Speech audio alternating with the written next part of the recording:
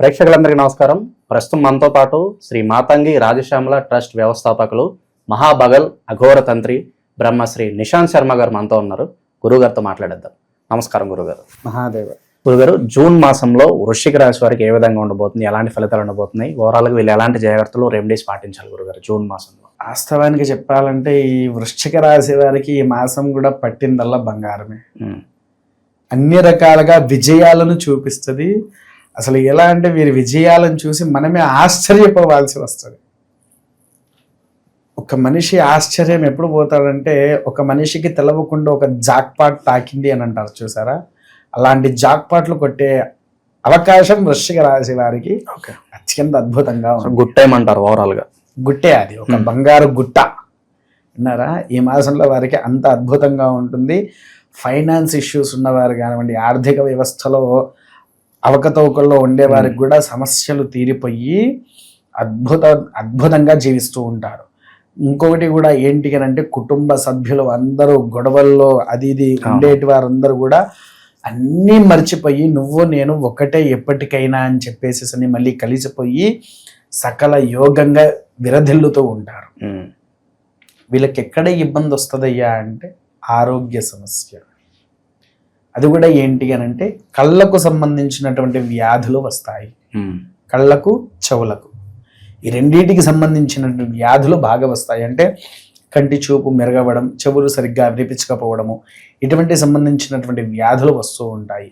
లేకపోతే కొంతమందికి చెవు పోటు నొప్పి బాగా వస్తుంటాయి, లేకపోతే చీము కాడుతూ ఉంటుంది చూసారా, అటువంటి వ్యాధులు వస్తూ ఉంటాయి. సో వీళ్ళకి ఏంటి అంటే సకల యోగంగా క్షేమంగా అన్ని రకాలుగా బాగుంటుంది. దూర ప్రయాణాలు అయితే విపరీతంగా చేస్తారు. దూర ప్రయాణాలు అయితే బ్రహ్మాండంగా సాగుతుంది. అసలు ఇంకా వారు ఒకవేళ ఈ నెల మొత్తం తిరిగేసి వచ్చినా కూడా వారి లాభం మాత్రం ఎక్కడికి పోదు. వారి ఇంట్లో ఇప్పుడు ఒక ఆఫీసు కానీ వ్యాపారవేత్తలు కానీ ఉంటారు. ఈ నెల రోజులు వారు లేకపోయినా వేరే వాళ్ళకి అప్పచెప్పైనా పోతారు కొంతమంది వ్యాపారం. అరే నేను వాడికి అప్పచెప్పిన వాడేమన్నా తీసుకపోతా, అలాంటి ఆలోచన అవసరం లేదు. నువ్వు తిరిగి వచ్చేంత వరకు ఆ కుప్ప నీ చేతిలో పెట్టడానికి వాడు సిద్ధంగా ఉంటాడు. వాడు తీసుకుపోయేంత ఆలోచన కూడా రానియకుండా నీకోసం మాత్రము ఆ దేవి ఈ మాసం నీ వెనుకనే ఉంటుంది. అంతటి అద్భుతమైన ఫలితాలను కూడా మనకు అందింపజేస్తారు. పెట్టుబడుల విషయంలో ఏమైనా జాగ్రత్తలు తీసుకోవాల్సిన అవసరమేం లేదండి. పెట్టుబడి మనం దేని మీద పెట్టాలన్నా ఎటువంటి ఆలోచన కూడా లేకుండా మనం పెట్టుబడి పెట్టేస్తే విజయానికి మాత్రం ఖచ్చితమైన దారి అయితే ఉంది. వారు ఇంకా ఏ విషయంలో ఆలోచన అవసరం లేదు. పెట్టుబడి మీద హ్యాపీగా పెట్టుబడి పెట్టుకోవచ్చు. గురుగారు, చాలా వరకు పోలీస్ స్టేషన్లో కోర్టుల చుట్టూ తిరుగుతూ ఉంటారు న్యాయం కోసం. వాళ్ళకి ఏమన్నా మంచి జరిగే అవకాశం కనిపిస్తుందా? 100కి 100 ఉన్నదండి. ఎందుకనంటే ఇదపూర్వంలో ఉండే కేసులు కానివ్వండి, వాటిల్లో నుంచి బయటపడే అవకాశాలు 100కు 1000% ఉంది. 100కు 1000% ప్రతి దాంట్లో నుంచి బయటకు వచ్చేస్తారు. ముఖ్యంగా భార్యాభర్తలు విడిపోవాలి, విడాకుల కోసం ప్రయత్నం చేసేటి వాళ్ళకు కూడా ఆ విడాకులు క్యాన్సిల్ అయ్యి వీరు కలిసే అవకాశాలు కూడా ఉంటాయి. ఎందుకనంటే ఈ మాసము జూన్లో దూరంగా ఉండేటి వాళ్ళను కలిపేదే మాసం. బంధుమిత్రులను కూడా కలిపే అవకాశాలు ఉన్నాయని చెప్పా కదా, అలా భార్యాభర్తలను కూడా కలిపే అవకాశము మనకు ఉంది. సో మనస్పర్ధలు కావచ్చు, ఏమన్నా చిన్న చిన్న కలహాలు ఉన్నా అన్ని తొలగిపోతూ ఉంటాయి. తర్వాత విద్యార్థులకు వచ్చేసేసి అద్భుతమైన ఫలితం ఉంది. వారు కాకపోతే ఏంటి అంటే ప్రజ్ఞావర్ధన కార్తికేయ స్తోత్రం అని ఉంటుంది, అదొక్కటి చదువుకోవాలి. అదొక్కటి చదువుకుంటే వాళ్ళకు అనుకూలమైనటువంటి ఫలితము దక్కుతూ ఉంటుంది. ప్రజ్ఞావర్ధన కార్తిక అంటే విద్యారంగంలో రాణిస్తూ ఉంటారు. కొంతమంది ఏం చేస్తారంటే విద్యారంగంలో ఉండేవారు హోంవర్క్ మధ్యలో రాయడం మర్చిపోతారు. దానివల్ల ప్రొద్దున టీచర్ చేతిలో దెబ్బలు తింటారు. ఇంకొకటి కూడా ఏంటికనంటే ఆటల మీద ధ్యాస ఎక్కువ చూపిస్తారు, లేదా టీవీ మీద ధ్యాస ఎక్కువ ఉంటుంది వారికి. టీవీ కానీ ఫోన్లు కానివ్వండి, ఆ ధ్యాసల నుంచి వాళ్ళను బయటికి తీసుకురావాలంటే పిల్లలకు ఉదయము సాయంత్రము 2 పూటల ప్రజ్ఞావర్ధన కార్తికేయ స్తోత్రము అని ఉంటుంది. ఆ కార్తికేయ స్తోత్రాన్ని గనక పిల్లవాడికి చదివిస్తే అద్భుతమైన ఫలితం చూపిస్తాడు. అదొక. తర్వాత సైనిక రక్షక భటులకు కూడా సక్రమంగా ఆనుకూలంగా ఉంది. విజయాలను సాధిస్తూ ఉంటారో అద్భుత ఫలితాలు కూడా ఉంటాయి. ఇక శుభకార్యాల పరిస్థితి గురుగారు, ఇంకా శుభ కార్యక్రమాలు వారు ఏదనుకుంటే అది జరుగుద్ది. ఏ ఫంక్షన్ చేసుకోవాలనుకుంటే ఆ ఫంక్షన్ చేసుకుంటారు. ఇల్లు అనుకునేవారు ఇల్లు చేసుకుంటారు, ల్యాండ్ కొనుక్కునేవారు ల్యాండ్ కొనుక్కుంటారు. ఇలా అన్ని రంగాలలో వారు దూసుకుపోతూ ఉంటారు ఈ నెలలో. సో మాకంటూ కొంత గుర్తింపు, అవకాశాలు, కొత్త అవకాశాలు రావాలనుకున్నా కూడా వాళ్ళకి ఖచ్చితంగా వచ్చేస్తాయి. అన్ని రకాల అవకాశాలు కూడా వారికి ఉన్నాయి. ఇంకొకటి కూడా ఏంటి అనంటే, మన సినీ ప్రాముఖ్యవేత్తలు కూడా ఉంటారు కదా, సినీ రంగంలో ఉండే వారికి మామూలు సినిమా తీసినా హిట్ కొడతారు. ఈ నెలలో మొదలు పెట్టే సినిమా ఏదైతే ఉందో, మొదలు పెట్టిన సినిమా హిట్ అయ్యాది. ఇంకా మొహమాటం లేదు. ఈ నెలలో ప్రారంభం చేసి జూన్ లో ప్రారంభం చేస్తున్న వృశ్చిక రాశి వారు ఏదైతే ఉందో అది ఎప్పుడు విడుదలైనా అప్పుడు అది హిట్ అవుద్ది. దాంట్లో ఎటువంటి ఆలోచన కూడా అవసరం లేదు. వేరే మన కొత్త సినిమాలు తీసినవి అదే మన జూన్ మాసంలో రిలీజ్ అయినవి కూడా హిట్ కాకపోయినా మధ్యతరమైన ఫలితాలు మాత్రం వారికి సక్రమంగా ఇస్తుంది. ఓకే గురుగారు, ఈ రోజుల్లో మనం చూస్తున్నాం ఈ ఇల్లీగల్ రిలేషన్స్ అనేవి బాగా ఎక్కువైపోయినాయి, ఇతర వాళ్ళతో సంబంధాలు.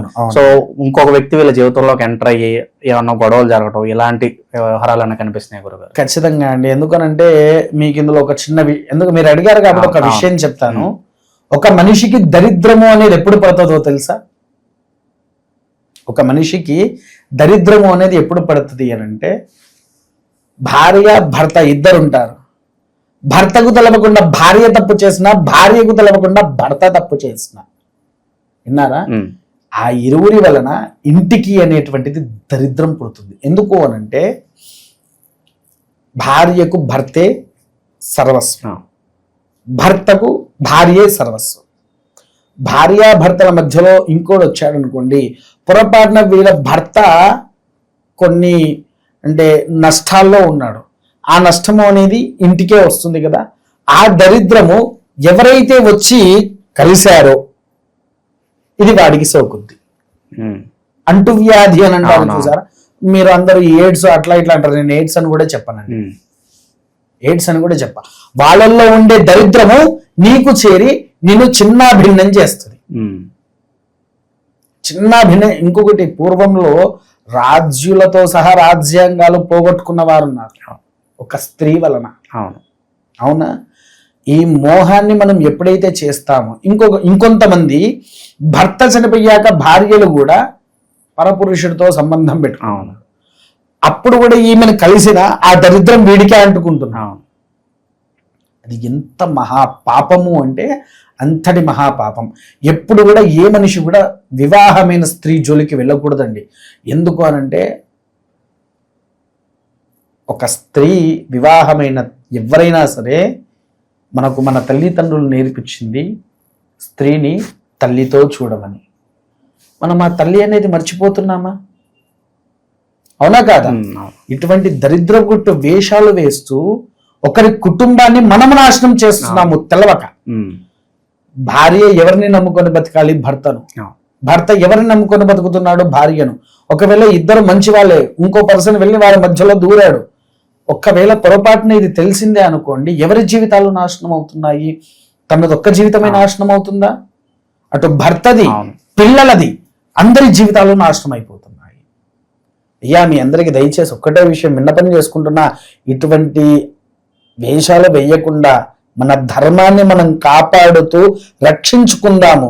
ఎక్కడో జరిగేటి తీసుకువచ్చి మన భారతదేశంలో ఉండే దరిద్రాలను ఇటువంటివి చెయ్యకండి. దయచేసి రెండు చేతులెత్తి జోడించి దండం పెడుతున్నాను, ఇటువంటి తప్పు ఎవరు కూడా చెయ్యకండి. గురుగారు, ఇలాంటి పరిస్థితులు ఈ రాశి వాళ్ళకి వచ్చే సందర్భాలు కనిపిస్తున్నాయా ఈ మాసం?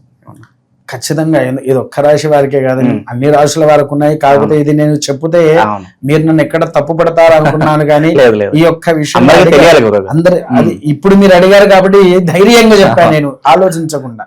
ఎందుకు అనంటే ప్రతి ఒక్కరికి తెలవాల్సిన విషయం ఇది, విన్నారా? అందుకోసమే ఏంటి అనంటే, ఇటువంటి విషయాల్లో దొరికే వాళ్ళు చాలా మంది ఉన్నారు. దయచేసి ఆ తప్పు చెయ్యొద్దు అని నా చిన్న విన్నపము.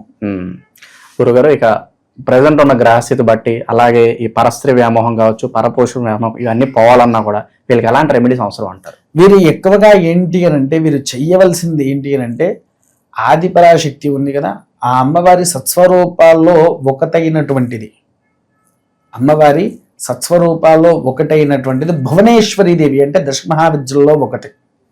విన్నారా? భువనేశ్వరి దేవి ఆలయ దర్శనము చేసిన, భువనేశ్వరి దేవి హోమాన్ని ఇంట్లో ఆచరించిన వాళ్లకు మంచి ఫలితాలు వస్తాయి. వారి యొక్క ఆలోచన విధిని మారుస్తుంది.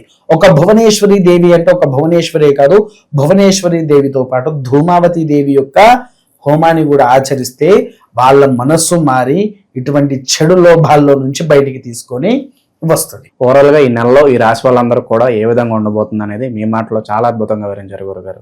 నమస్కారం. మహాదేవ.